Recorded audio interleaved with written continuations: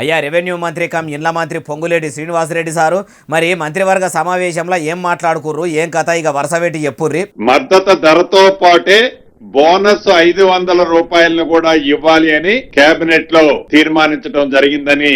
అయ్యా మంత్రి గారు ఒదిక్కు పోయిన తేప బోనస్ పైసలు ఇంకా చాలా మంది రైతులకు పడలేదని చెప్పి ఆఫీసుల చుట్టూ బ్యాంకుల చుట్టూ తిరిగి తిరిగి చెప్పులు అరుగుతున్నాయి తప్పితే బోనస్ పైకం పడతలేదని అన్నదాతలు నెత్తి నోరు కొట్టుకుంటుంటే మీ కాంగ్రెస్ సర్కార్ల కేబినెట్ ఆమోదించుడు ఏందో ఏమో గాని ఇంకా ఏం తీర్మానాలు చేసిరు సారు చెప్పుర్రి. రాష్ట్రంలో కొత్తగా 3 అగ్రికల్చర్ కాలేజీలని ఈ రోజు కేబినెట్ ఆమోదించడం జరిగింది. అందుట్లో 1 హుజూర్ నగర్, 2 కొడంగల్, 3వది నిజామాబాద్ లో.